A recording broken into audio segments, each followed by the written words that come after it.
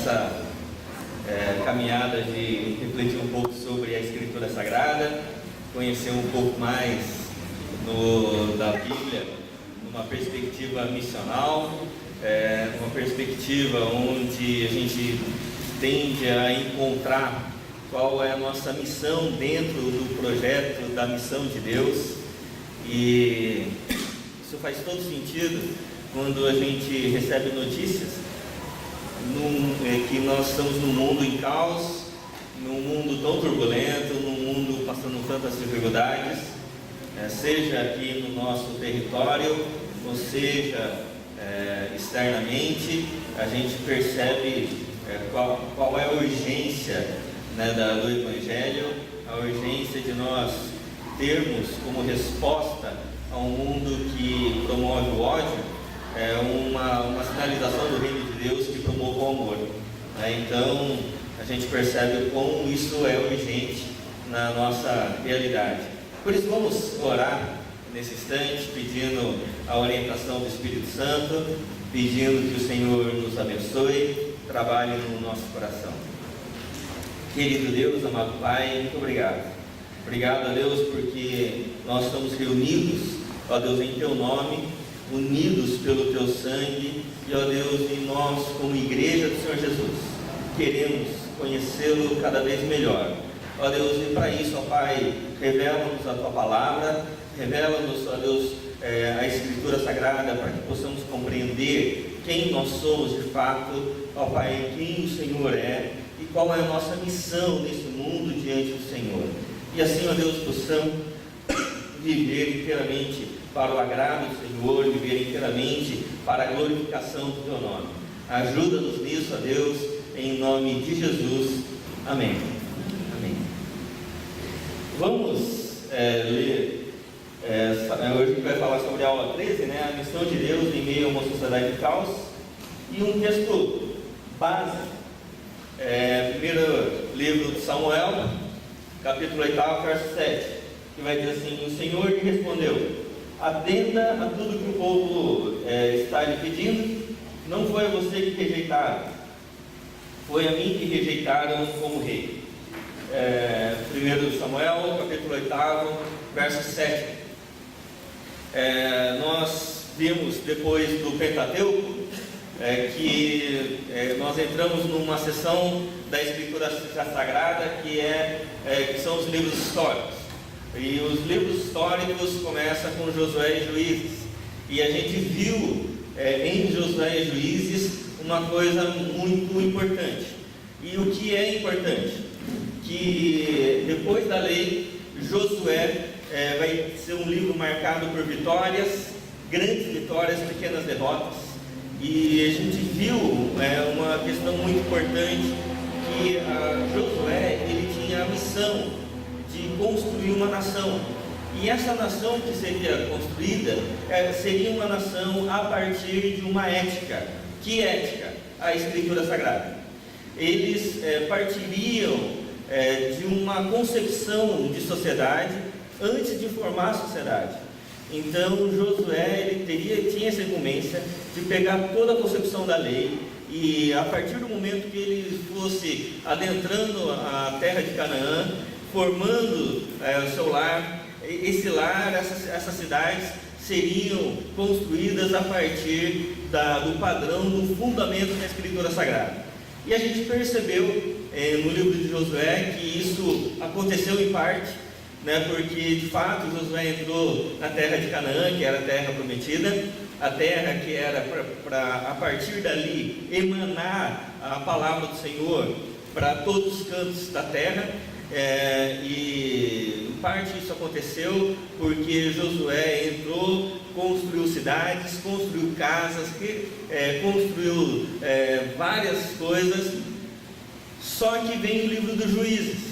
No livro dos Juízes vai contar, que nós vimos semana passada, uma história com problemas, porque o livro dos Juízes, que vai contrapor Josué, Juízes vai ser um livro de grandes derrotas e pequenas vitórias. E por quê? Porque o povo aqui em Canaã, eles construíram casas, mas tinham se esquecido de construir o coração do povo, refletia a ética do povo. E o Josué esqueceu, ao construir, empenhar toda a energia ao construir casas, esqueceu de construir a parte educacional, a parte pedagógica, ética dessa nação. E quando então Josué morre, junto com seus amigos, os anciãos, surge uma geração que não conhecia o Senhor, que não conhecia mais as leis que Deus havia ordenado para ser o parâmetro dos relacionamentos interpessoais, o relacionamento com Deus, o relacionamento com a criação. Então, quando essa nação agora, que tinha suas casas, seus negócios, a sua fé, mas sem o parâmetro da lei, sem o parâmetro da ética, então eles se perdem. Eles se perdem, vão para caminhos ruins, e a gente viu na semana passada que é uma espiral descendente, que essa nação vai indo cada vez mais para o fundo do poço, e por vezes Deus levanta juízes para dar alívio para o povo, mas quando esse juiz morre, o povo passa a ficar pior do que era antes, e a gente viu que o fundo do poço é ali em Juízes 19, quando acontece uma tragédia nacional, e essa tragédia nacional chama todo mundo para reflexão, né? Que o texto vai dizer no final do capítulo 19: parem, reflitam e digam o que se deve fazer, quando a nação reconhece que ela entrou num estado de caos. E agora vem os livros de 1º e 2º Samuel. O 1º e 2º Samuel vão tratar de algumas coisas muito importantes. A gente vai tratar aqui no primeiro momento o livro de 1º Samuel, e depois, do intervalo, o 2º livro de Samuel. O primeiro livro de Samuel, a gente vai ver a ascensão e a queda de Saul, e 3 coisas vão marcar esse livro. A primeira, Samuel, o último juiz e o primeiro profeta. Então, Samuel ele vai ter um papel importante no profetismo do Antigo Testamento, porque ele vai inaugurar essa questão profética no Antigo Testamento. Ele vai ser o último juiz e o primeiro profeta. Inclusive, vamos dizer que Samuel inaugura a escola de profetas, né? Saul, o primeiro rei de Israel, e Davi, ele vai estabelecer a linhagem real até Cristo. Então esse livro vai trazer coisas importantes por diversas razões, mas eu quero focar na ascensão e queda de Saul, aqui no primeiro livro, e no segundo livro de Samuel, a ascensão e queda de Davi. Tá certo? A gente vai analisar essa questão da ascensão e queda desses 2 homens, e por que essas coisas acontecem, por que nós precisamos estudar esses livros para perceber a dinâmica do nosso coração, para saber como é que está indo o caminho do nosso coração, para a gente saber e poder nos preservar de alguns descaminhos. Provérbios 4:23 vai dizer: de tudo que se deve guardar, guarde o teu coração, né? Tem um livro que vai falar sobre educação de crianças, do Ted Tripp, que chama-se Pastoreando o Coração da Criança. Quem já leu esse livro aqui? Já ouviu falar desse livro? O pastor já, né?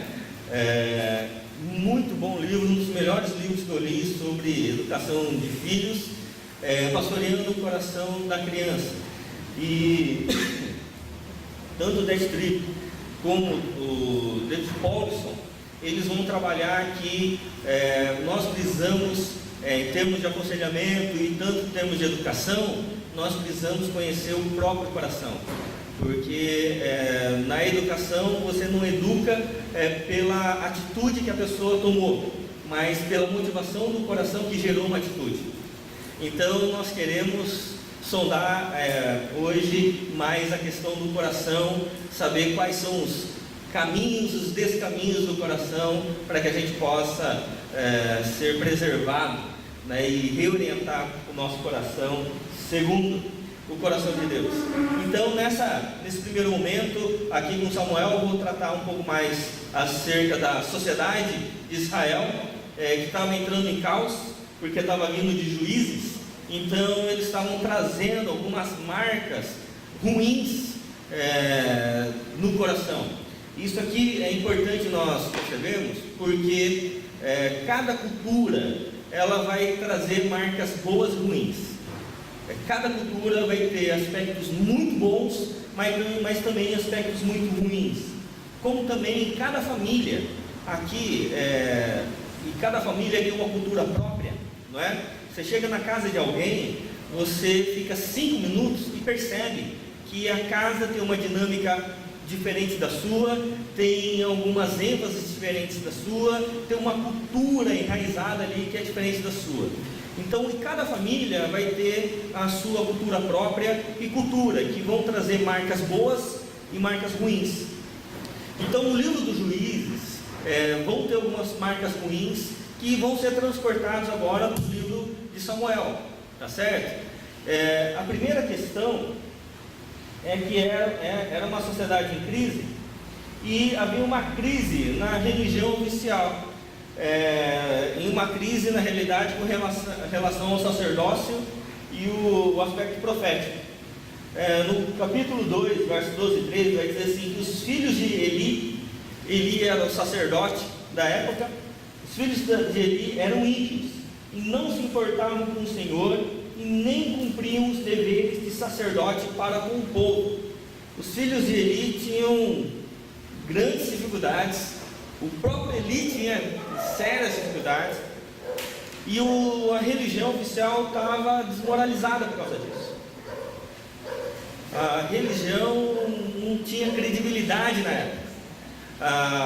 Havia coisas que aconteciam dentro do templo que não podia acontecer fora, né? Então haviam coisas ali que estavam maculando o Evangelho, estava maculando o nome de Deus, e a religião oficial, então, ela entra em crise.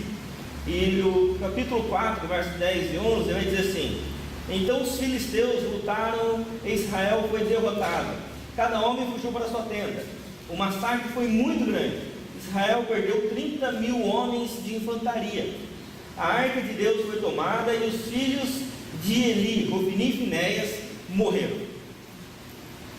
O que aconteceu ainda?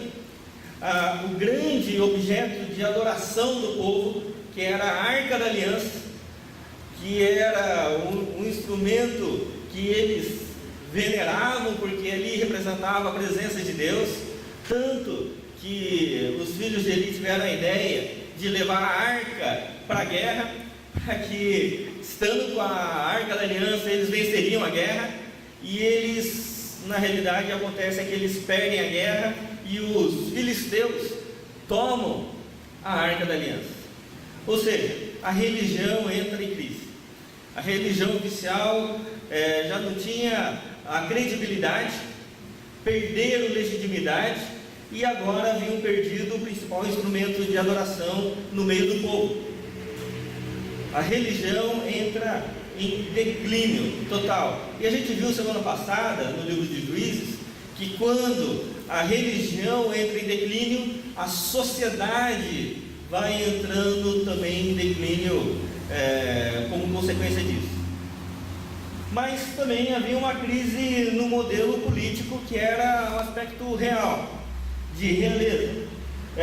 O capítulo 8, versos 4 e 5, vai dizer assim: por isso, todas as autoridades de Israel reuniram-se e foram falar com Samuel em Ramá e disseram: tu já estás idoso e teus filhos não andam em teus caminhos. Escolhe agora um rei para que nos lidere à semelhança das outras nações.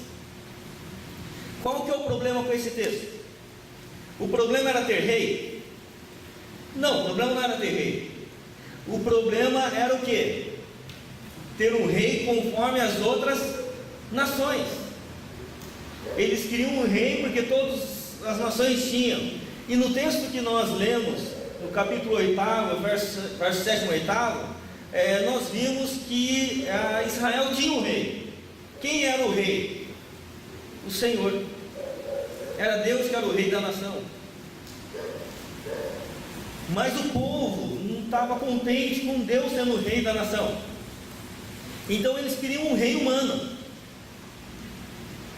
Eles queriam alguém, eles não estavam contentes com o modelo que Deus havia estabelecido para a nação de Israel. Então eles preferem um modelo político, monárquico, e nesse modelo eles queriam um modelo como as demais nações. Aí Deus fala assim: olha, o povo quer, então primeiro fala para o povo que isso vai custar muita coisa para eles. Eles estão achando que é muito bonito ter rei, reverenciar o rei e tudo mais, mas fala para eles que ele vai ter que morar em um palácio, que ele vai ter guarda, que ele vai ter servo, que vocês vão ter que sustentá-lo e um monte de coisa. E o povo falou assim: não, é isso que a gente quer. Então a questão é agora um conflito social importante, e um conflito que muitas vezes a gente entra também, que é viver pelo padrão estabelecido pelas pessoas de fora do Evangelho. Tem um modelo de existência e um padrão de vida que é um padrão que parte daquilo que não é a sabedoria divina. E era isso que a nação estava querendo para eles. E aí Deus fala assim: olha, Samuel, então faz o seguinte, atende o que o povo está querendo, porque eles não estão rejeitando você, eles estão rejeitando a mim como rei.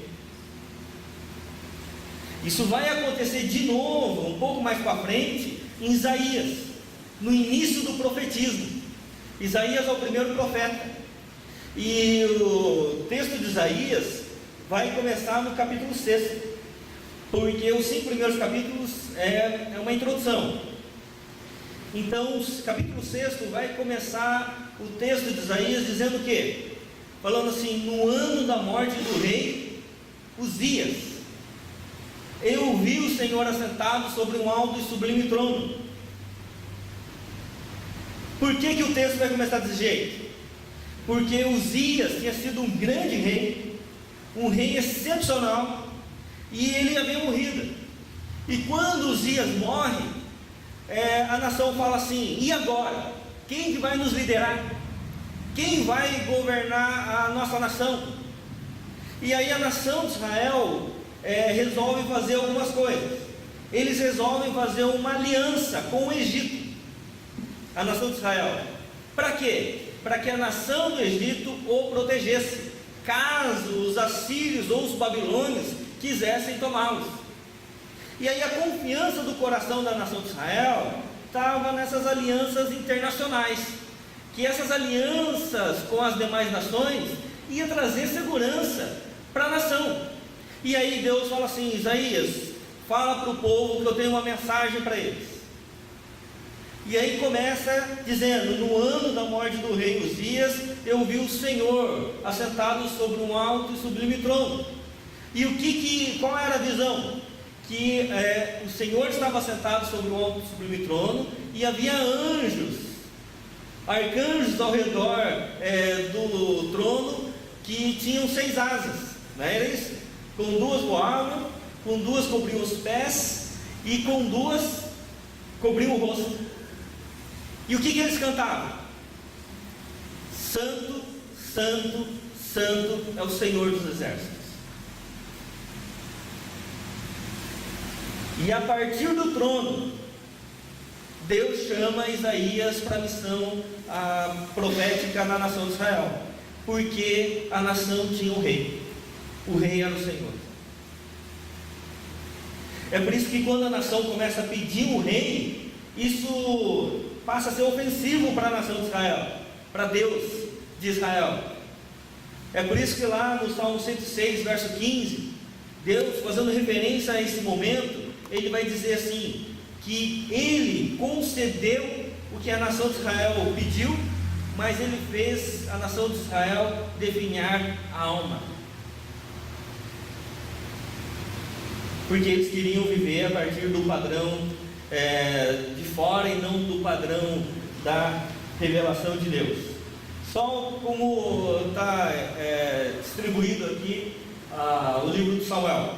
Então, aqui em 1 Samuel, ascensão e queda de Saul, no capítulo 1, verso 1, até o capítulo 7, vai falar sobre Samuel como profeta, sacerdote e juiz ou rei, tá certo? O capítulo 8 até o capítulo 15 vai falar sobre Saul, o rei segundo os homens, e o capítulo 16 até o capítulo 31 final vai falar sobre Davi, o rei segundo o coração de Deus. Mas ainda tem uma outra divisão, seguindo aqui o que está mostrando ali, Samuel, um profeta, sacerdote e juiz ou rei. Seguindo aqui para baixo, vai ter Eli, que vai ser o sacerdote, Samuel, que vai inaugurar a escola de profetas, e Davi e Saul, que vão inaugurar a monarquia em Israel. Então a gente vai ter 3 elementos muito importantes. Isso aqui é muito importante para a compreensão bíblica, que vai ser a tônica aqui da nação de Israel, que a nação de Israel precisaria exercer isso aqui, que em toda a dinâmica de vida com Deus, precisaria ter esses 3 elementos: sacerdócio, profetismo e realeza. Nós precisamos ser sacerdote, porque o sacerdote é aquele que fala a Deus em nome do povo. Nós precisamos ser profetas, porque o profeta é aquele que fala ao povo em nome de Deus. E precisamos ter realeza, porque o sentido de realeza é aquele que governa as coisas a partir da sabedoria profética para servir como sacerdote no mundo de Deus. Certo? E agora todos nós que confessamos o Rei do Reino, nós somos profetas, sacerdotes e reis. Toda igreja tem um aspecto de realeza, porque é um reino de sacerdotes. Nós cremos no reino de Deus, e se cremos no reino de Deus, cremos no rei que reina sobre nós, ok? Então nós somos realeza, mas sendo realeza, nós temos um aspecto profético no mundo, um aspecto profético que também é evangelístico. E o aspecto profético, vou explicar um pouco mais para frente, como que nós exercemos isso nos dias de hoje. E temos um aspecto de sermos sacerdotes também com relação às pessoas e com relação à sociedade. Então nós temos esses aspectos agora na nossa vida com Deus, e isso é iniciado aqui mais especificamente no livro de Samuel. Por isso que esse primeiro livro de Samuel vai ser bastante importante para a nossa compreensão. Isso não é que está inaugurando agora, isso já existia desde o Éden, tá certo? O aspecto de rei, profeta e sacerdote estava presente em Adão. O Adão foi colocado para dominar sobre o Éden como rei. Ele tinha um aspecto profético de falar em nome de Deus, então ele dava nome aos animais, porque ele era profeta, e ele era responsável por representar a criação diante de Deus. Ele era sacerdote. Mais para frente, em Cristo vai ter esses 3 ofícios: o ofício de rei, de profeta e de sacerdote. E depois de Cristo, quem tem esses 3 ofícios? Você sabe quem? Todos nós, a igreja tem esse aspecto. Agora a questão é como que nós exercemos esses ofícios nos dias de hoje. O que isso tem de prático para a nossa vida hoje? O que isso tem de importante para a nossa vida hoje? Só um momentinho, antes de falar sobre isso, antes de falar sobre um sinal do reino e do rei, Há um evento aqui em Saul e Davi que vai ser muito importante. Saul, ele vai ser colocado como o primeiro rei, porque a nação queria um rei como as demais nações. Qual que é a pessoa que vai ser escolhida? Saul. E Saul, ele tinha umas características importantes. As características de Saul eram internas ou externas? Externas. Ele era forte, alto e bonito.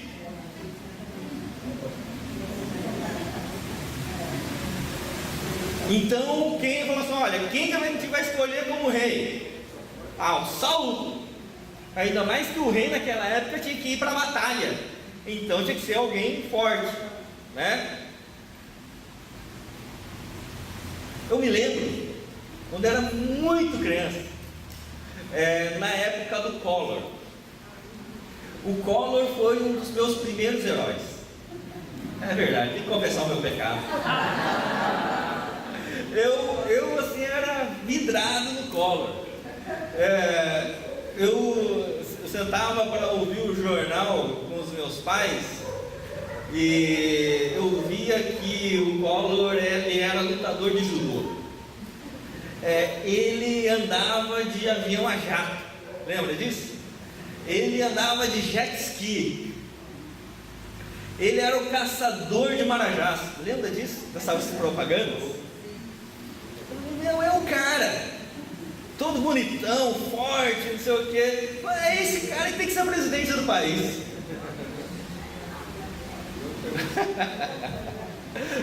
Ai, que bobagem, né? Aí a gente viu que não deu certo. Mas era mais ou menos isso. Então eles tinham que escolher um rei. Escolheram quem? Cara forte, bonitão, né? Musculoso. E escolheram Saul. Todas as características externas.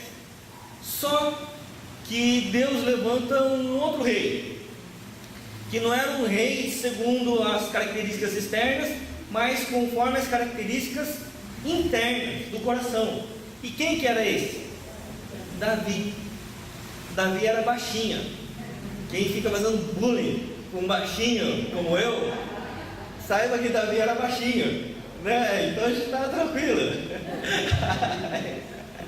A gente fica tranquilo com relação a isso. Aí Davi, então, ele não tinha características externas muito fortes, mas ele tinha o coração segundo Deus. E vai ter um evento que vai ficar frente a frente: o rei segundo o coração dos homens e o rei segundo o coração de Deus. É o momento quando Davi, ele vai levar o marmitex lá para os irmãos, né? E quando ele vai levar o marmitex para os irmãos lá na guerra, ele vê um filisteu gigante afrontando a Deus, afrontando o Deus de Israel. E aí ele vai falar assim para os irmãos: vocês não vão fazer nada? Aí os irmãos brigam com ele e ele falou: se quiser fazer alguma coisa, vai lá falar com o Saul, ele que manda. Aí ele vai falar com o Saul, e o Saul fala: você não vai fazer nada? Aí o Saul fala assim: se você quiser, você vai lá falar com o filisteu lá e resolve com ele. Você está bravo com ele e resolve lá com ele. E ele falou assim: tá bom, então eu vou. E ele foi falar com o filisteu. E o que acontece em 1 Samuel, no capítulo 17? Qual é a argumentação que o Davi vai usar com Saul? Com o filisteu, melhor dizendo.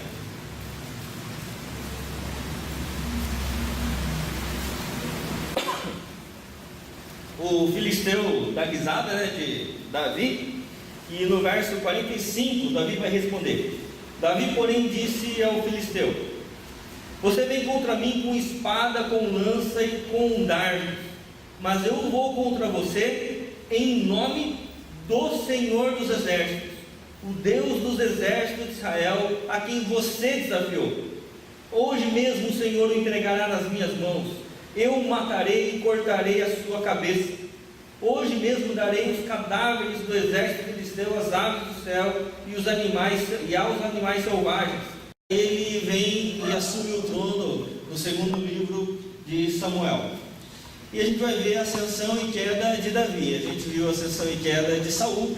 Agora a gente vai ver um pouco a ascensão e queda de Davi, as dinâmicas que aconteceram no coração de Davi para que isso acontecesse. Como é que é dividido o livro de 2 Samuel? Capítulos 1 a 10, a ascensão de Davi. Capítulo 11, o pecado de Davi. A gente vai ver um pouco isso.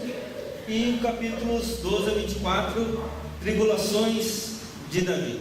Então o livro, tanto o primeiro quanto o segundo livro, ele vai da ascensão para a queda, sempre vai trabalhando dessa maneira, como também na história de Israel, dos reis, dos juízes, da ascensão quando também dá lugar ao erro, dá lugar no coração às motivações errôneas, e aí vem a queda.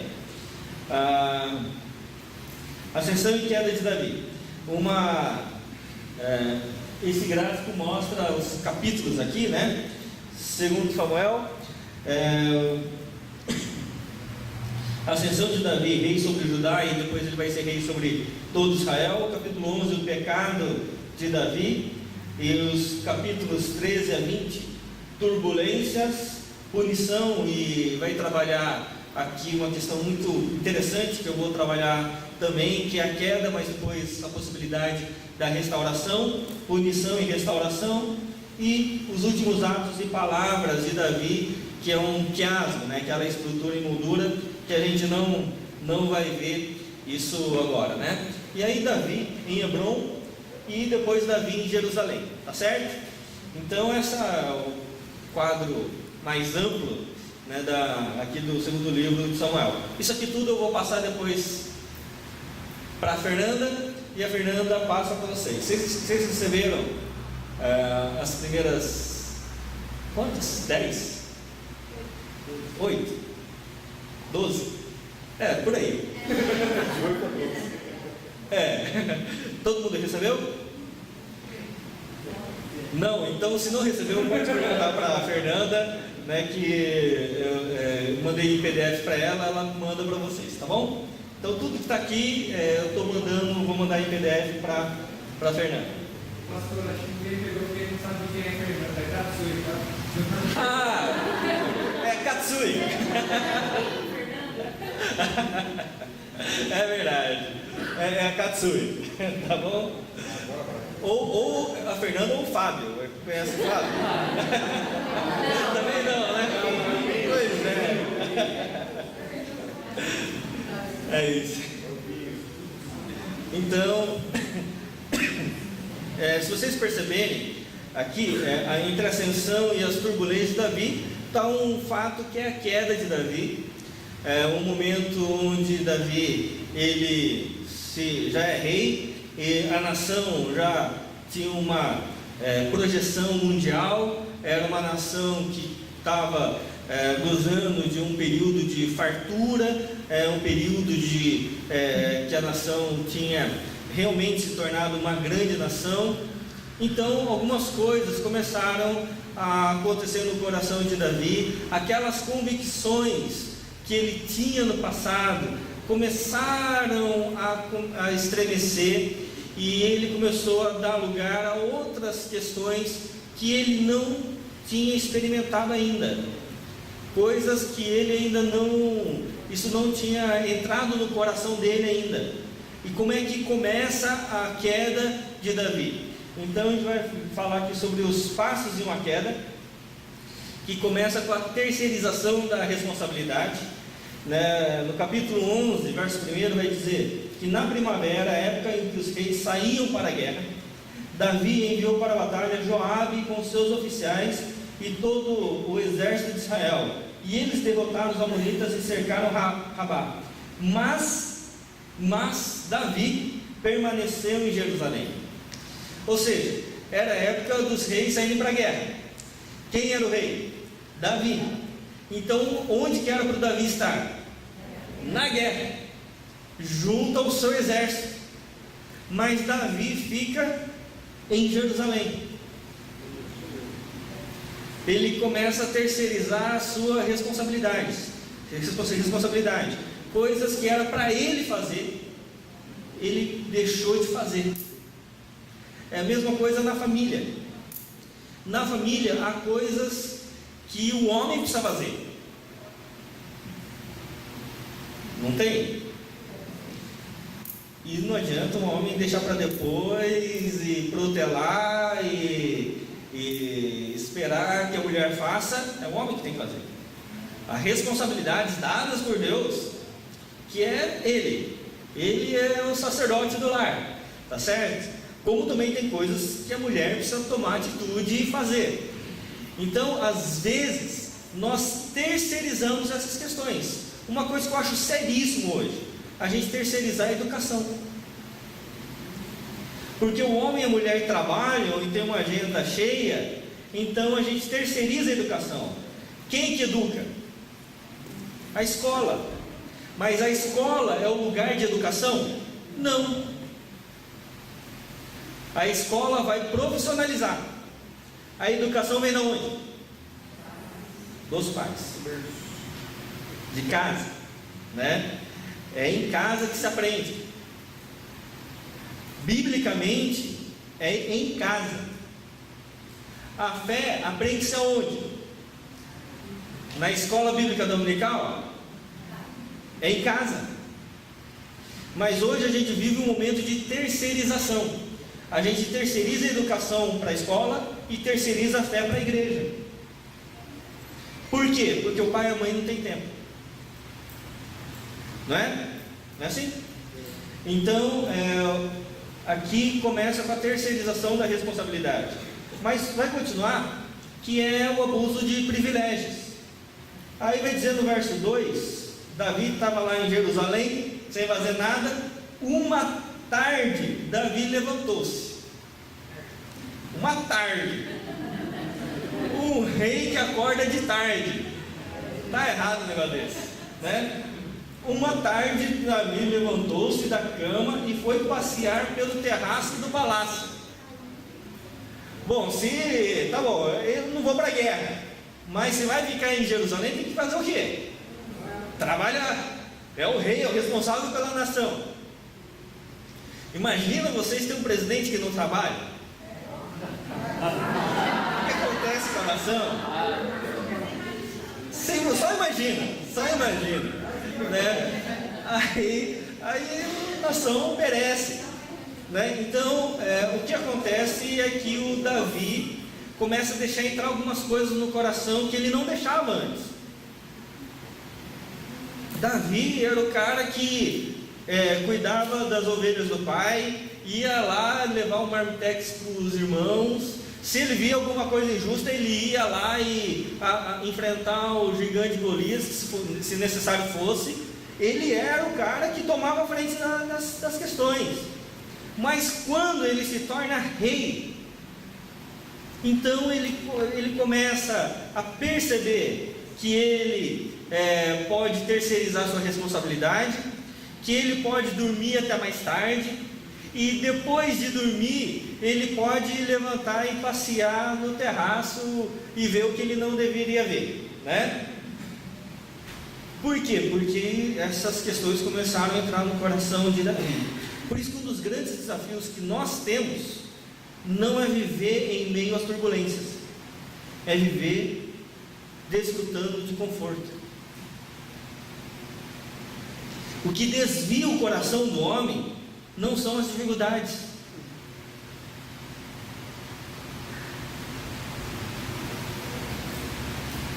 Não é verdade? Não são as dificuldades que a gente enfrenta que são os grandes desafios nossos. Os grandes desafios é quando tudo está bem. Porque quando tudo está bem, a gente tem a impressão de que nós não precisamos mais de Deus. que nós damos conta da organização da nossa vida, que como tudo está ajustado, nós damos conta da nossa agenda, nós damos conta por meio das nossas competências, dos planejamentos e da dinâmica da nossa existência. E quando a gente tem essa impressão de que nós damos conta de nós mesmos, nós deixamos de crer em Deus e de viver debaixo do temor do Senhor. E aí a gente deixa entrar algumas coisas no coração que vão nos contaminando, como a autossuficiência, a arrogância. E aí isso vai tomando conta do coração humano. Aí a gente começa a flertar com o erro. Davi, que levantou tarde, foi passear no terraço. O que ele viu? Do terraço viu uma mulher muito bonita tomando banho, e mandou alguém procurar saber quem era ela. E disseram-lhe: é Batseba, filho de Eliã e mulher de Urias o Hitita. Sabe aquele negócio daquilo que você não deve ver? Mas você fala assim: acho que se eu for no terraço, é possível que tenha umas mulheres tomando banho lá nesse horário, mas é possível que não tenha também. Eu vou dar uma olhada.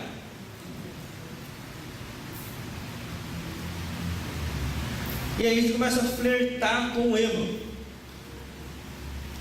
E por que Batseba estava tomando banho e o Davi conseguia vê-la?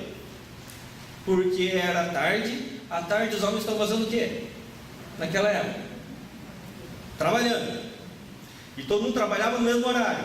Quem não estava trabalhando estava onde? Na guerra. Qual era o único homem que não estava trabalhando e não estava na guerra? Davi. Né? O rei, né? É a mesma coisa quando a gente usa a internet. A gente liga o computador, a gente está flertando com ele. Não é verdade? Você liga o computador, você está flertando com ele. Antigamente, para você ter acesso a material pornográfico, você tinha que ir a uma locadora ou tinha que ir a uma banca. Não era assim? Hoje está tudo na internet. E você flerta todo dia com erro. E você precisa ser homem de verdade ou mulher de verdade para não flertar. Porque se você falar assim: olha, eu vou dar uma olhadinha, já era. E é absurdo a quantidade de material pornográfico disponível, porque a indústria pornográfica nos últimos anos cresceu absurdamente com o advento da internet. Então a internet, ela traz para a nossa realidade coisas muito benéficas, mas também coisas perigosas, e que a gente precisa tomar muito cuidado. A gente precisa sondar o coração para a gente não flertar com o erro, porque o erro o pecado está à nossa volta, o inimigo está ao nosso redor, procurando alguém para devorar. Não é verdade? Então, da mesma forma como Davi foi dar uma olhadinha, é perigoso que muitos cristãos também sejam tentados a dar uma flertadinha, uma olhadinha. E isso vai contaminando o coração. Isso vai contaminando a alma. E quando a gente flerta com o erro, a gente deixa se cegar pela paixão. E aí Davi, mesmo sabendo que a mulher era casada, Davi mandou que a trouxessem e se deitou com ela, que havia acabado de se purificar da impureza da sua menstruação, depois voltou para casa. E Davi, então, ele consuma o erro, consuma aquilo que ele estava flertando, e ele peca. O pecado já estava anterior, quando toma conta do coração, mas agora ele deixa-se cegar pela paixão. E a paixão cega mesmo, né? A paixão cega a pessoa. É por isso que quando você vai aconselhar alguém apaixonado, a pessoa apaixonada não vê erro no outro. Assim, é a pessoa mais sensacional da face da terra, né? E quando você quer orientar alguém apaixonado, a pessoa se vira contra você, não é assim? É porque vai dizer o Ed, né, que um apaixonado é um bobo, né? A pessoa fica meio abobada, e é verdade, né? A pessoa fica num outro estado, né? Então, e aí o pecado vai nos cegando, e o Davi agora não mede mais consequência, ele não consegue ter análise crítica para discernir, porque a paixão tomou conta do coração. Quando a gente flerta com erro, olhando o que a gente não deve olhar, a gente vai deixando isso contaminar. De repente, a gente começa a conversar com uma pessoa de uma maneira diferente, que não é a esposa, ou que não é o esposo, e a gente vai flertando com o erro até o momento que aquilo se consuma. E você deve estar se perguntando assim: mas isso no meio cristão, graças a Deus, não acontece, não é verdade? Ainda bem que não acontece no nosso meio. Alguns dados. Prostituição é um mercado muito grande na nossa sociedade, embora a gente ache que não, mas é um mercado muito grande, e a maioria das pessoas que são clientes nesse mercado são homens e casados.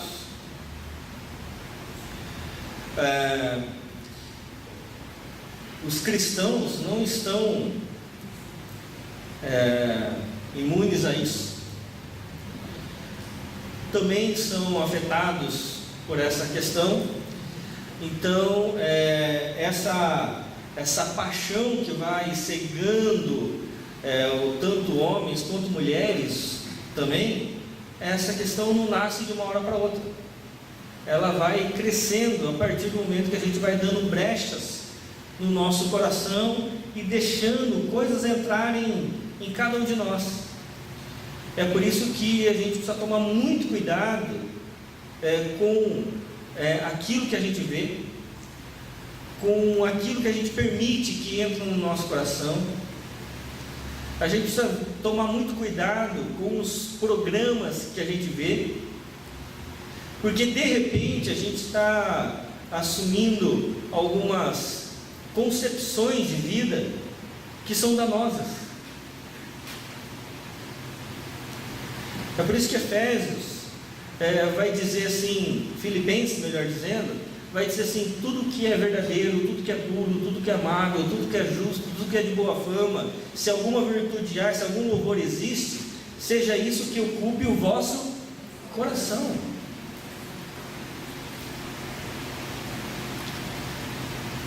A gente saiu de um extremo religioso numa época que algumas religiões não permitiam nem TV. Lembram disso? Para um outro extremo, de que às vezes vê-se de tudo, mas sem discernir o certo do errado. sem ter maturidade para receber essas coisas. E como cristãos, a gente precisa ter maturidade para ver o que a gente deixa entrar no nosso coração. Porque se a gente permite que os nossos olhos vejam, isso vai contaminando o corpo inteiro. E é o que aconteceu com Davi. Mas ainda, Davi tenta encobrir o erro, né? A mulher engravidou e mandou um recado a Davi dizendo que estava grávida. Em face disso, Davi mandou esta mensagem a Joabe: envie-me Urias, o hitita. E ele lhe disse: vá descansar um pouco em sua casa, para que Urias tivesse relação com a esposa e aí pensasse que o filho era dele, né? Urias saiu do palácio e logo lhe foi mandado um presente da parte do rei. Mas Urias dormiu na entrada do palácio, onde dormiam os guardas de seu senhor, e não foi para casa. Aí quando Davi vai questionar Urias vai dar uma resposta sensacional. Urias diz assim: olha, como é que eu vou para minha casa ter relação com a minha esposa, se os meus companheiros estão lá dormindo ao relento, sem nenhum conforto? Como é que eu posso ficar tranquilo? Aquilo deve ter chapalhado Davi de um jeito, né? E aí, mas Davi estava tentando encobrir o erro, tentando fazer malabarismos, né, para que o erro fosse encoberto. Mas a gente sabe que um abismo chama outro abismo e leva o erro às últimas consequências. E aí de manhã Davi enviou uma carta a Joabe por meio de Urias. Nela escreveu: ponha Urias na linha de frente e deixe-o onde o combate estiver mais violento, para que seja ferido e morto. Além de adulterar, Davi assassina. E quem leva a carta é a própria pessoa que ia morrer, Urias. Então é um abismo chamando outro abismo. A vida vai se deteriorando. E um dos últimos estágios é o cinismo. A pessoa se torna cínica. Davi mandou um mensageiro dizer a Joabe: não fique preocupado com isso, pois a espada não escolhe a quem devorar. Quando Urias morre, essa é a resposta de Davi. E aí a pessoa dá respostas altamente cínicas para justificar o próprio erro, para entrar no sistema de auto-engano. Aquilo que ele sabe que deveria fazer, mas não fez e não gostaria de saber. Então ele dá respostas altamente cínicas, dissimuladas, para mascarar aquilo que está no próprio coração. Mas, graças a Deus sempre tem um mas, a gente está falando de um homem que Deus mesmo chamou de um homem segundo o coração dele. Esse é um homem segundo o coração de Deus? Que coração é esse? Que coração é esse que Deus viu e falou assim: é esse homem aí que eu gostei? O que esse homem tinha que fazia dele um homem segundo o coração de Deus? Ele tinha uma coisa muito importante. Quando Natã, o profeta, foi falar com Davi, e lembra que o profeta é aquele que denuncia o erro, né? Então Natã entra no palácio para denunciar o erro. E Natã vem com a história da ovelhinha lá, né? E fala que a pessoa injusta era o Davi. Aí o Davi cai em si e vai para o templo. E no templo ele confessa o seu pecado.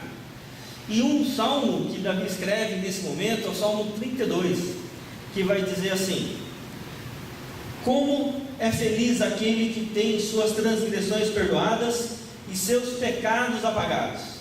Como é feliz aquele a quem o Senhor não atribui culpa e em quem não há hipocrisia. Enquanto escondi os meus pecados, o meu corpo definhava de tanto gemer, pois de dia e de noite a tua mão pesava sobre mim. Minha força foi se esgotando como em tempo de seca.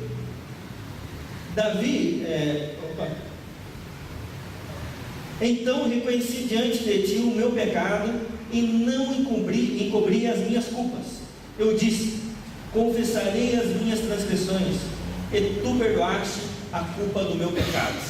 Salmo 32. O que fazia de Davi um homem segundo o coração de Deus? Era o fato dele, à medida que ele era inquirido com o seu erro, ele dobrava os seus joelhos e reconhecia a sua culpa.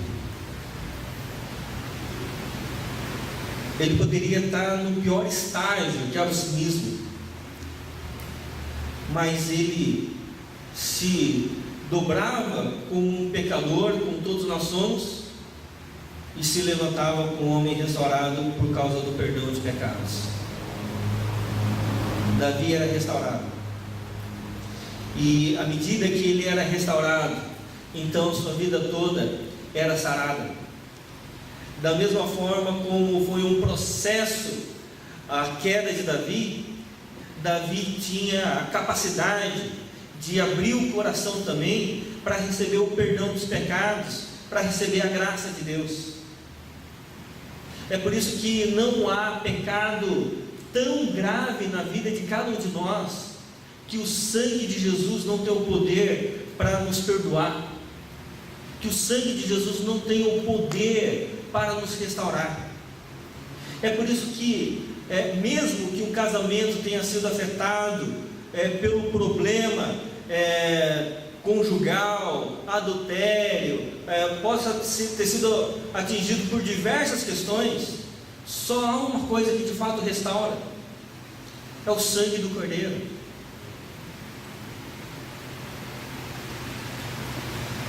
É a presença de Jesus que restaura o nosso coração, restaura as nossas motivações, restaura a vida inteira e sara cada um de nós, e aí nos faz novos.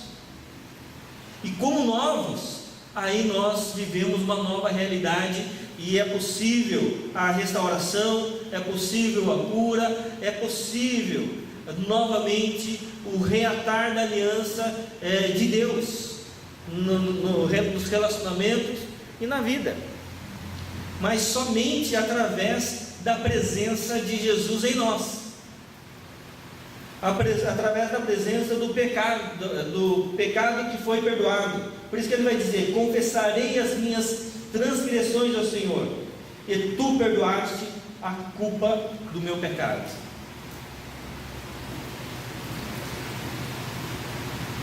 E aí a restauração, a renovo. Uma das questões que nós precisamos trabalhar hoje em dia, em termos de oração, é a confissão de pecados. Como é que nós confessamos os nossos pecados? Nós confessamos assim, às vezes: Deus, perdoe a multidão dos meus pecados. E aí, beleza, está perdoado. É assim? Não. Você tem que confessar os seus pecados, porque quando a gente confessa os pecados, a gente confessa as nossas motivações. Quando a gente vai orar a Deus, fala assim: Deus, tem misericórdia de mim porque eu menti, e eu menti porque eu queria a autopreservação da minha vida. Eu menti porque eu quis enganar a pessoa. Eu menti porque eu não quis enfrentar a situação, e eu quis algo mais fácil, e aí eu menti. Deus, tem misericórdia de mim, porque eu olhei o que eu não deveria olhar, e olhei porque Deus, eu sou humano, sou fraco, eu sou falho, e eu preciso da sua graça. E aí a gente vai confessando o que a gente faz de errado e por que a gente faz. Quais são as motivações que estão mais no interior do nosso coração.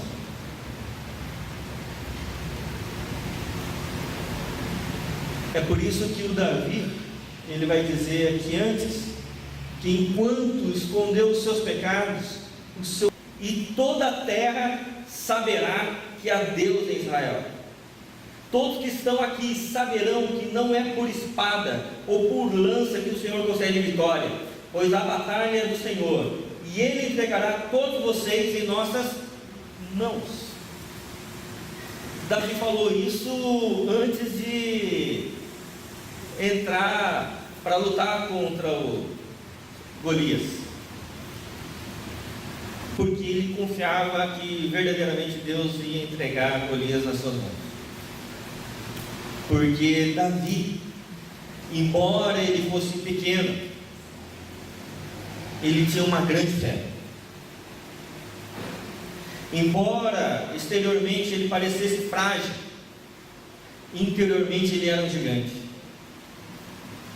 Então Davi fala do Golias: ó, você vem contra mim com lança, eu vou contra você em nome do Senhor. E a gente sabe qual é o fim da história. O rei, segundo o coração de Deus, vence o filisteu, e ao vencer o filisteu, todos da nação sabem quem verdadeiramente era o rei. Que o rei de verdade era Davi. E que o rei de verdade, e um rei de verdade, não é aquele que confia na instrumentalização do seu exército, no poder financeiro, no poder da sua nação, mas o rei de verdade é aquele que confia em Deus e leva a nação a confiar em Deus. E essa era a missão do rei na época. Então Davi mostra quem de fato era rei. Mas quando ele mostra quem de fato ele era rei, ele fala assim: olha, qual a razão disso aqui? Por que eu vou vencer o filisteu? Qual a razão? Para que toda a terra saiba que há um Deus. A razão da vitória não era para que ficasse evidente que Davi era o cara, mas que ficasse claro que havia um Deus em Israel. Um Deus de Israel que é tão poderoso que pode usar o improvável para tornar realidade o improvável, para tornar o improvável realizável. E só quem pode tornar o improvável realizável é aquele que pode intervir na história. E o Deus que intervém na história é o Senhor, o Deus dos exércitos. Ele intervém na história e transforma a história. É Ele que redireciona, para que todo mundo saiba que é Deus em Israel. Então é essa a razão que Davi luta com Golias. E essa é a razão pela qual nós vivemos. Nós que somos um sinal do reino e do rei, nós temos um aspecto de termos realeza, sermos profetas e sermos sacerdotes. E como é que funciona isso em termos práticos? Vocês sabem que nós estamos entre duas esferas. Nós estamos entre a esfera de poder, aqui eu coloquei 3, mas há mais, a esfera política, representada pelo legislativo, executivo, judiciário, ao poder econômico, o corporativo, que é o poder financeiro e o produtivo, e tem as ONGs, terceiro e setor 2,5. Então, por isso que a gente fala o primeiro setor, o segundo setor e o terceiro setor, Então, o que acontece? Essa camada de poder, de pessoas que organizam a sociedade, pessoas que formam a concepção social a partir das dinâmicas, das relações e dos poderes, por vezes essa dinâmica, essa relação não é promovida por justiça, mas por vezes, por causa da ganância, por causa do coração, essas relações produzem injustiça. E a igreja, ela está entre esses poderes e a sociedade, as pessoas. Tá certo? E a igreja que está entre essas duas esferas, a igreja não pode se filiar ao poder político, porque a igreja, em tese, ela é profeta com relação ao poder político. Como é que ela é profeta em relação ao poder político? Em denunciar os desvios da política em favor do povo.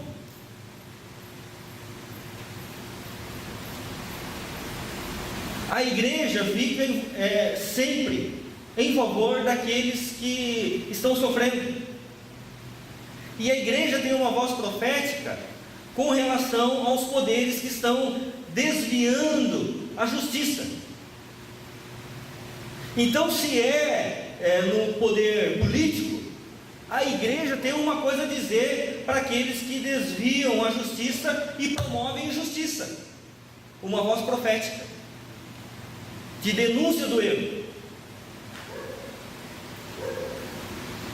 Por quê? Porque a igreja é a representante do rei no reino.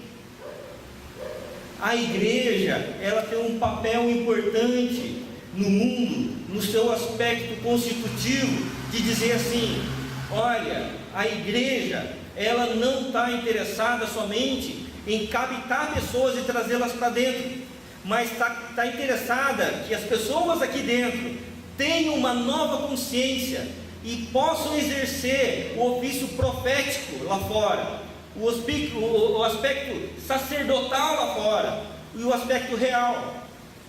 O aspecto profético é um aspecto de nós darmos as boas novas, falarmos do Evangelho, ser evangelizadores, como vai dizer o Howard Snyder. Ele é uma fala que é evangelizadora e profética, e profeticamente evangelizadora, que a gente dá as boas novas, mas ao dar as boas novas, a gente também dá as más notícias. As boas novas para aqueles que creem no Evangelho e que se arrependem de seus pecados e agora tem uma nova consciência e uma nova postura na sociedade, mas há uma má notícia para aqueles que não creem e aqueles que usam o poder como um instrumento de ganho, promovendo injustiça. A igreja é a representante de Deus de dizer assim: isso está errado. Deus não concorda com isso.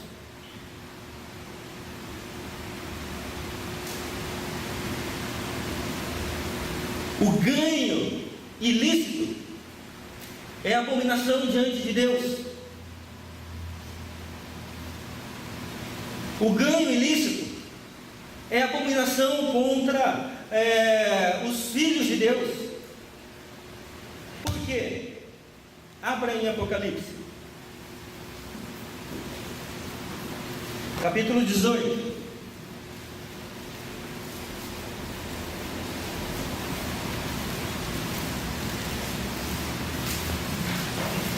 Da má notícia daqueles que usam o poder para ganho próprio. Vai dizer assim: caiu a grande Babilônia, ela se tornou habitação de demônios e antro de todo espírito imundo, antro de toda ave impura e detestável, pois todas as nações beberam do vinho da fúria da sua prostituição. Os reis da terra são o que? Os governantes. Os reis da terra se prostituíram com ela, à custa do seu luxo excessivo. Os negociantes da terra se enriqueceram. Então ouviram outra voz dos céus que diziam: saiam dela, vocês, povo meu, para que vocês não participem dos seus pecados, para que as pragas que vão cair sobre ela não os atinjam. E vai dizendo depois sobre outros crimes. Então, quem ganha dinheiro com negócios ilícitos ou com negociatas, um dia vai prestar contas diante do Senhor. Se alguém ganha dinheiro usurpando o salário dos trabalhadores, um dia vai prestar contas ao Senhor. E nós temos essa voz profética. Isso é pregação. É por isso que quando alguém se elege sendo cristão, a gente deveria chamá-lo e dizendo: você vai prestar contas diante de Deus. Exerça com temor e tremor a autoridade que Deus está revestindo você. E se a gente descobrisse que a pessoa tivesse uma conta na Suíça, qual é a função da igreja? Disciplinar. Não é isso?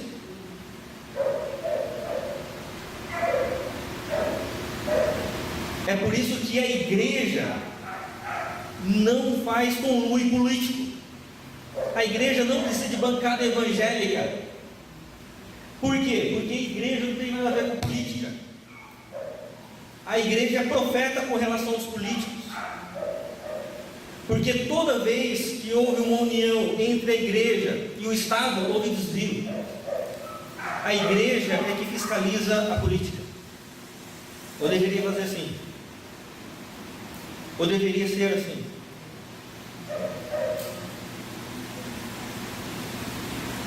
À medida que desvia, nós somos profetas. É por isso que na ONG Rio de Paz, que é um braço da igreja presbiteriana do Brasil, lá do Rio de Janeiro, do pastor Antônio Carlos Costa, que é um pastor que tem feito manifestações com relação à política e com relação a crimes no Rio de Janeiro. Foi ela, por exemplo, que colocou as cruzes em Copacabana, as vassouras lá em Brasília, nosso Instituto Social lá também em São Paulo. Não, a gente não faz e não recebe verba pública. E por que a gente não recebe verba pública? Porque a gente precisa ter legitimidade quando vai falar. Quando a gente trabalha na área da educação e na área da saúde, e a gente trabalha onde o governo está ausente, ao mesmo tempo que a gente é sacerdote em cuidar das pessoas que estão sofrendo, a gente é profeta com relação ao governo que não está fazendo a boa gestão e cuidando do povo como deveria cuidar. Então, para fazer a voz profética, a gente não pode receber verba do Estado. Entendeu?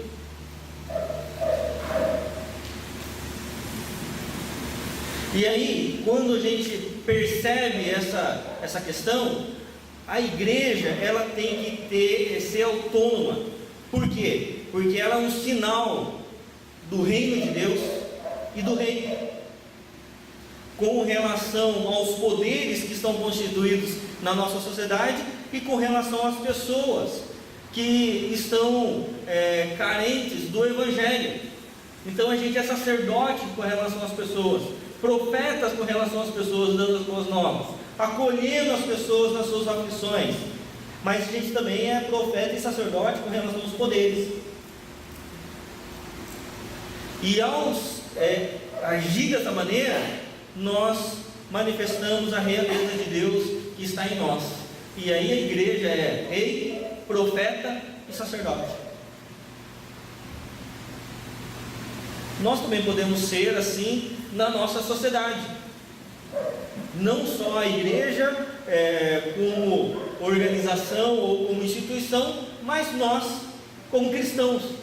E como é que nós somos profetas nos dias de hoje? Quando nós vemos algo errado, quando nós vemos alguma situação que não é correta no meio corporativo ou em algum lugar, nós fazemos a opção pela justiça.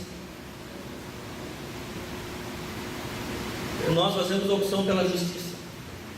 É por isso que numa das aulas que eu estava dando sobre isso aqui na faculdade, chegou um contador para mim e disse: Fábio, o que eu vou fazer? Eu falei assim: não sei, primeiro me disse, depois de ver. Ele falou assim: olha, se eu for aplicar tudo que você está dizendo, vou perder mais da metade dos meus clientes.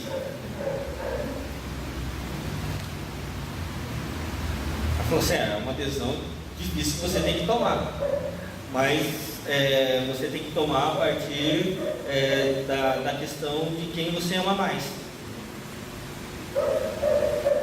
Quem que você ama mais? Você ama Deus? Amo. Até que ponto? Você ama Deus. Para que Deus é o centro da minha vida. Então, se você ama Deus realmente, qual é a sua dúvida com relação ao que você tem que fazer?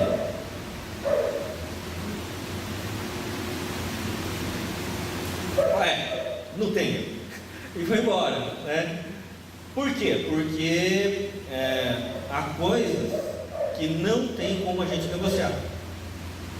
Há algumas questões éticas e morais que não é estabelecido pela religião, é estabelecido pelo nosso relacionamento com Deus. Porque nós amamos a Deus. E porque nós amamos a Deus, nós não podemos amar a injustiça, um sistema que oprime as pessoas.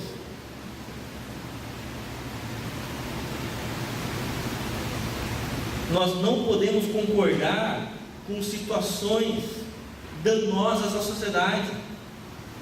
Percebe? Por quê? Porque nós somos cristãos não de dentro de igreja, mas nós somos cristãos de dentro e de fora. E lá fora nós temos uma responsabilidade profética, uma responsabilidade sacerdotal, porque nós somos a comunidade do reino de Deus no mundo. Eu e você, nós somos isso. Nós somos essa comunidade do reino de Deus. É a mesma coisa, para finalizar, de um amigo que está começando um negócio, foi ao banco, e no banco ele estava com o nome limpo, não tinha nenhum problema, mas no banco ele abriu aquele microempreendedor individual para começar um negócio, foi num banco aí não público, um banco privado, ele viu o perfil da pessoa, viu o negócio, viu que estava começando o negócio, e o banco falou que não ia abrir a conta, e ele precisava abrir a conta para começar a receber dos clientes. E ele perguntou: mas por que você não vai abrir a conta? Porque o seu perfil não é interessante para o banco. Então, banco, muitas vezes, como já falei da outra vez, né? Banco quando você empresta dinheiro para o banco e coloca na poupança, ele te paga 0,5% ao mês. Mas quando você vai emprestar do banco, ele te cobra 15% de juros ao mês. Todo ano o banco bate recorde de lucro. E eu não sei se você lembra, mas quem era bancário era visto na sociedade, lá em Bandeirantes, quem era bancário do Banco do Brasil, né, tinha um salário diferenciado. Hoje, com todo o lucro que o banco tem, o bancário ganha bem? Tem alguma coisa errada? Tem alguma coisa errada? A sociedade está fazendo algumas opções, e a igreja, nós somos os profetas de análise crítica, de pensar a sociedade e de dizer: nós não concordamos com isso. Isso está causando dano à sociedade. Esse negócio de dar cartão para todo mundo é uma cilada que estão fazendo com o povo, porque não deu a possibilidade de educação financeira para o povo antes de dar o cartão de crédito na mão do povo. Não é verdade? Porque o que interessa é ser produtivo, esgotar o estoque, a custa do quê? E aí nós entramos e dizemos: nós vamos defender o povo. Tá certo? Que Deus nos abençoe e nos auxilie a viver o Evangelho de forma autêntica e sendo rei, profeta e sacerdote nesse mundo, para que o reino de Deus ele seja sinalizado e possamos viver uma igreja de fato. Amém? Deus nos abençoe. Até daqui a pouco.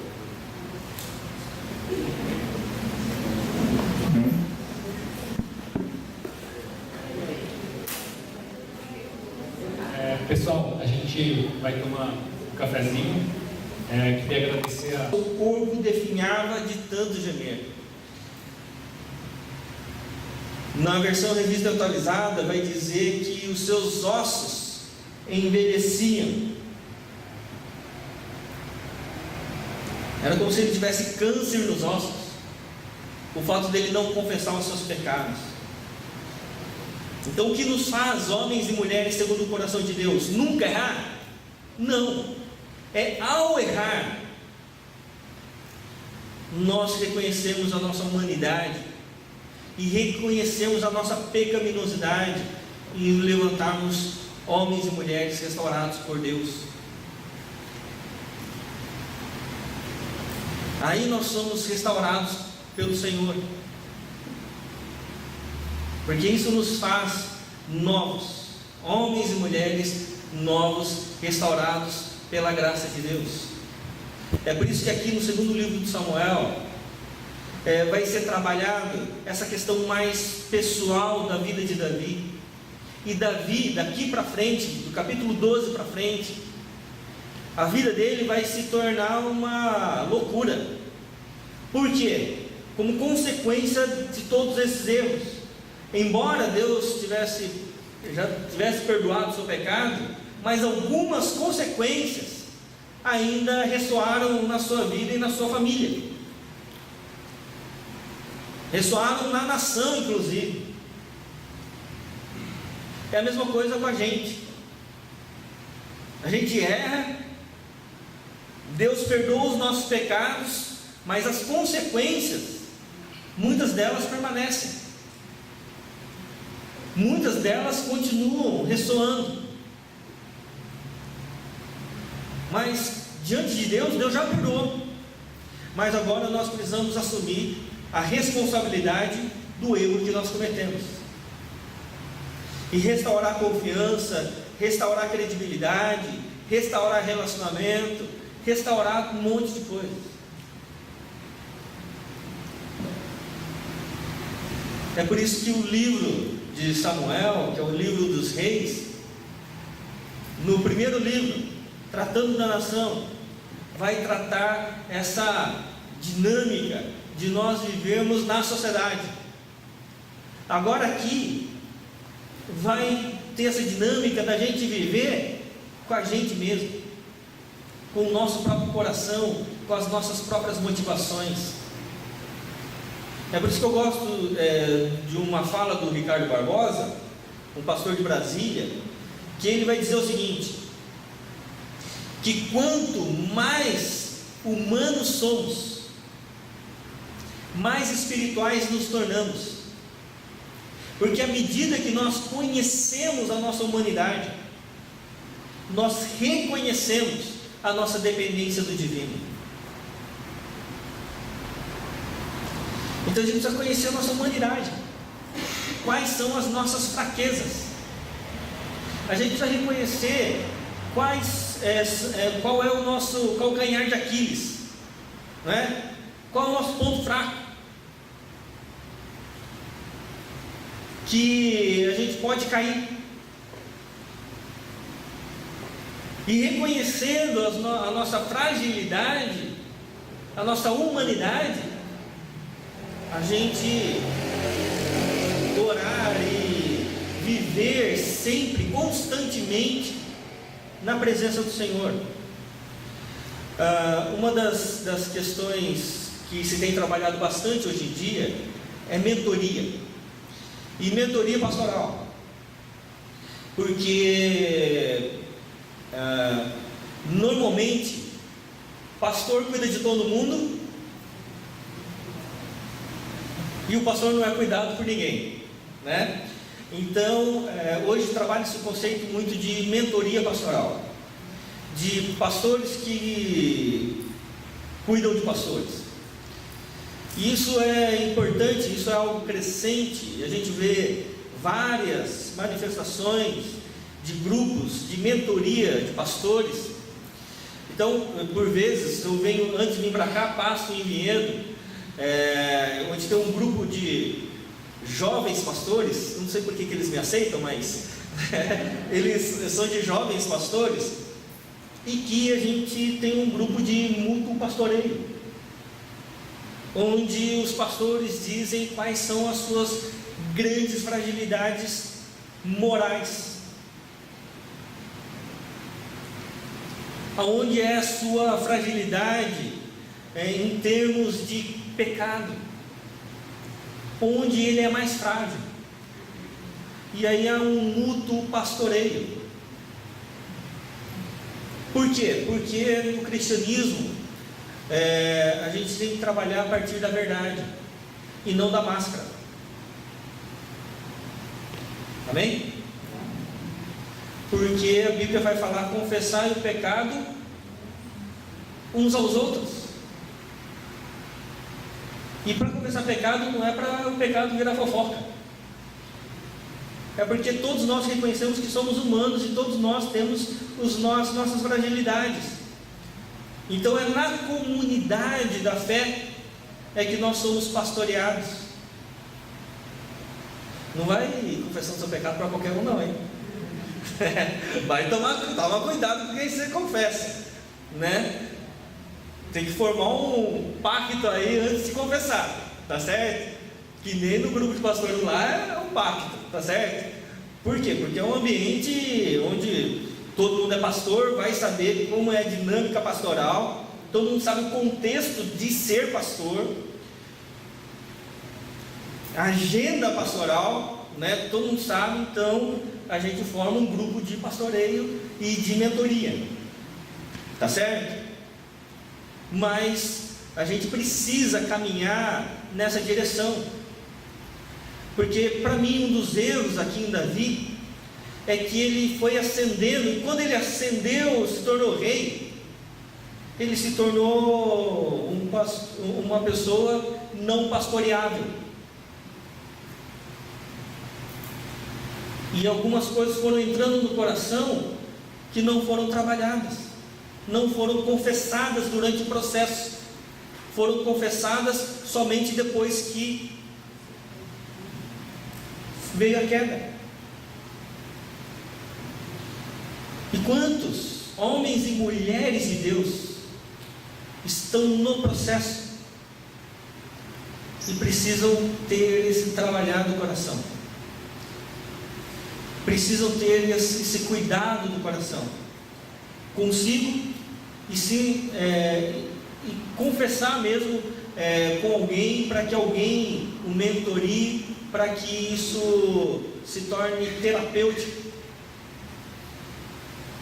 se se torne terapêutico. Por isso que, não é porque eu estou aqui não, estou passando, mas poucas vezes eu vi uma biblioteca de tão boa qualidade quando eu vi aqui.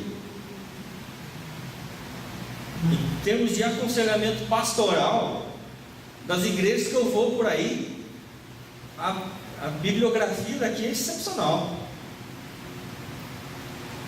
não é? Isso é importante, dar essa ênfase no aconselhamento, no cuidado. Por quê? Porque são essas dinâmicas do coração que a gente precisa ir entendendo, e ao entender essas questões, a gente tomando cuidado para colocar o coração diante do Senhor, confessando quem nós somos na comunidade de fé, e ter um mútuo pastoreio, um mútuo cuidado, e a gente ir crescendo em santidade, em unidade, e não crescer em disfarces, em máscaras, porque uma hora a máscara cai. E a religião não pode fomentar essa máscara, mas é no cuidado mútuo, no cuidado do coração um com o outro, do cuidado da nossa humanidade diante da divindade do Senhor, é que nós somos restaurados, é que a gente tem a capacidade de cuidar daquele que está quase na beira do abismo, e a gente dizer: olha, meu irmão, você está na beira do abismo? Vem comigo, deixa eu caminhar com você, deixa eu orar com você. Fala: mas as pessoas não vão me aceitar na comunidade pelo que eu estou fazendo. Não vão te aceitar, porque eu já estou te aceitando e eu sou da comunidade.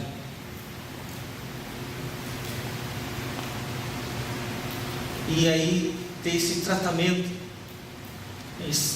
restaurador, como o Natan teve com Davi.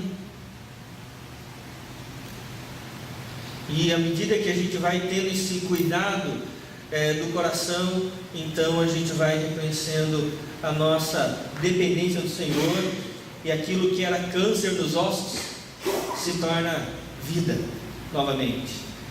Para finalizar, abra a Bíblia lá em Filipenses,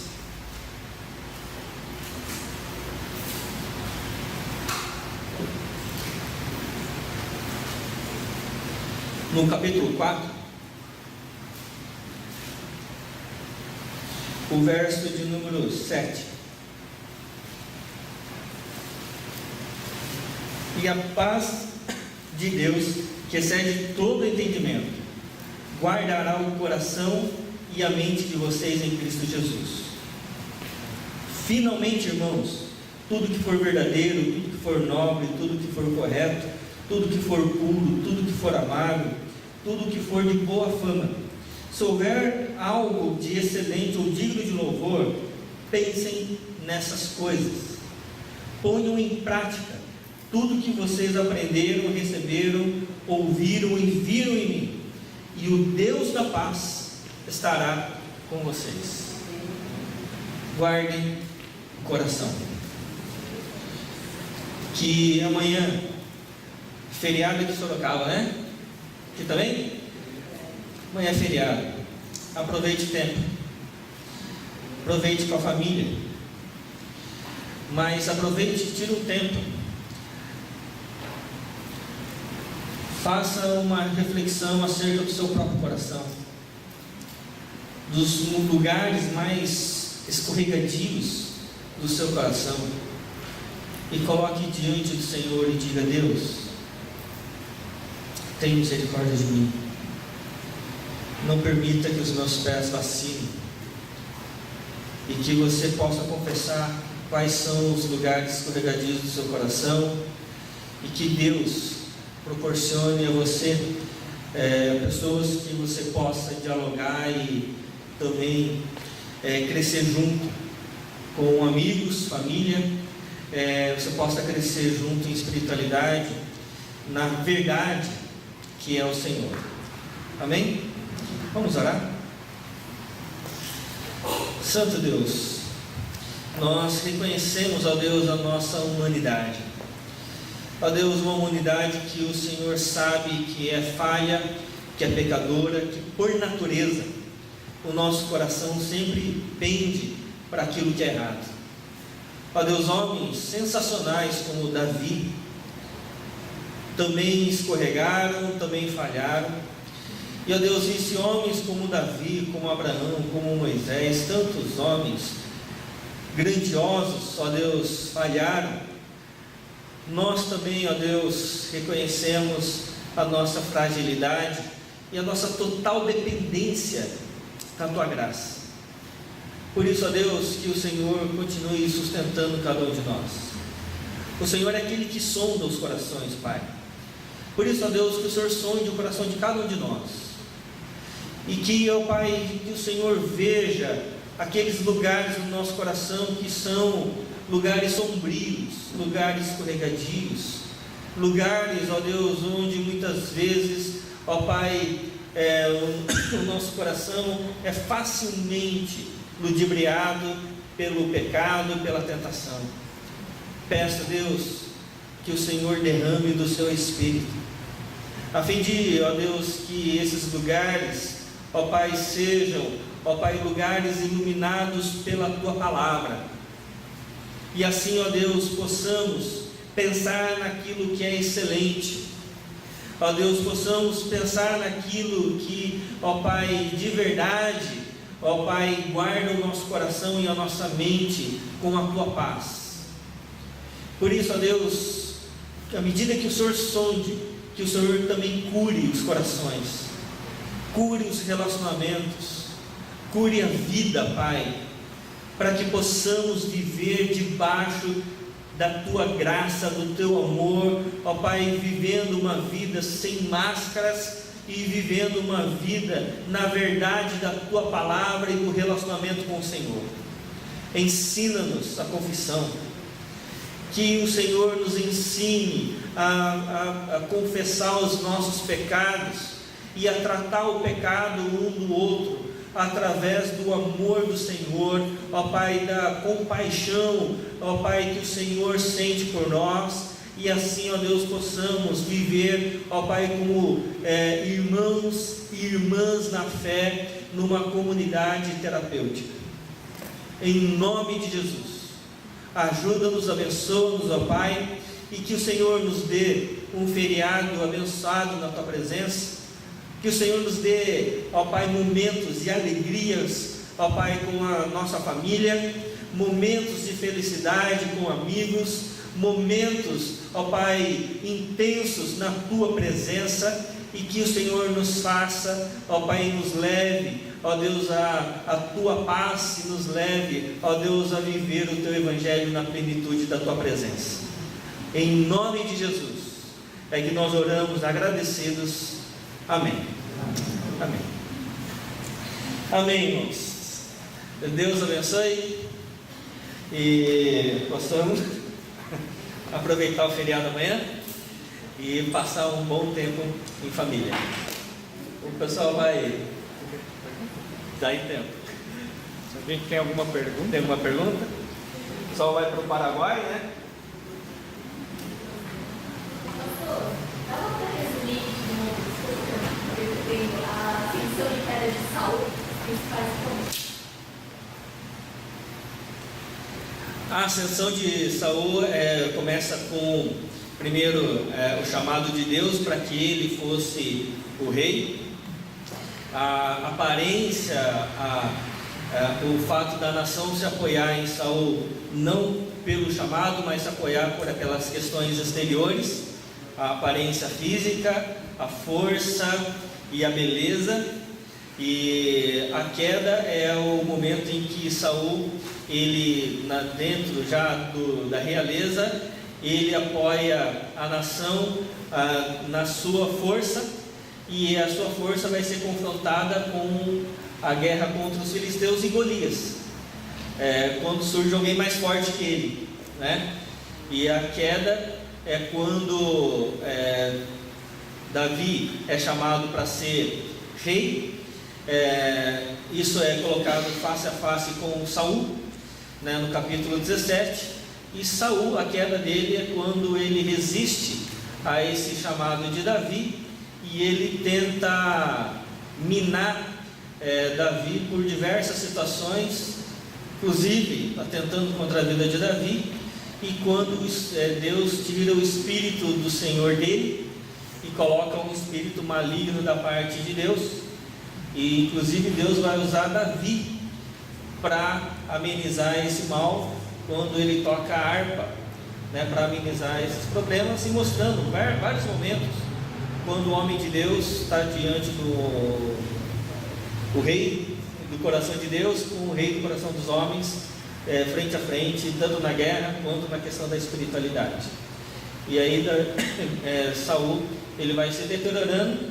Um dos pontos importantes é quando ele consulta necromantes, né, para uma tentativa de buscar um caminho, e aí vai sempre a queda, e termina com essa queda religiosa de Saul, que é muito importante. E Davi, a ascensão de Davi, nesse meio tempo, vem com esse respeito ao ungido de Deus, mesmo Saul cometendo várias falhas contra a nação e contra ele. Davi, em nenhum momento, ele atenta contra a dignidade e a vida de Saul, mesmo tendo a oportunidade para isso. Tem dúvida que o senhor falou a respeito do Salmo 32, O Salmo 51 também. Os dois salmos, Salmo 32 e 51, são salmos de confissões de Davi nessa mesma época. O Salmo 51 ele é mais claro, porque ele vai ter uma introdução falando ali, né? Mas o Salmo 32 eu acho que ele é o mais forte, porque ele vai falar dessa necessidade de confissão de câncer nos ossos, que eu acho um termo bastante chave aqui, né? Eu acho que o 32 ele só para o 32, e ele fala da fraqueza dele nesse momento. Exatamente. E vai ter uma introdução lá no verso 1, que vai falar desse momento aqui, né? Mas são os dois salmos de confissão de Davi.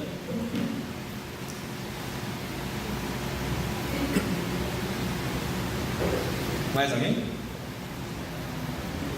Tá, então, 2 avisos. Primeiro, a gente já conseguiu voluntários para trazer o café da próxima semana, porém a gente precisa de voluntários que possa chegar antes, para ajudar a arrumar a mesa e para ficar um pouquinho mais para ajudar a limpar também, tá? Então, e para trazer bebidas, e voluntário para trazer bebidas. Segundo aviso, a gente vai tirar uma foto, melhor aqui ou para nós? Bom, vou pedir a ajuda de todo mundo para recolher as cadeiras, ninguém vai embora, vamos tirar uma foto.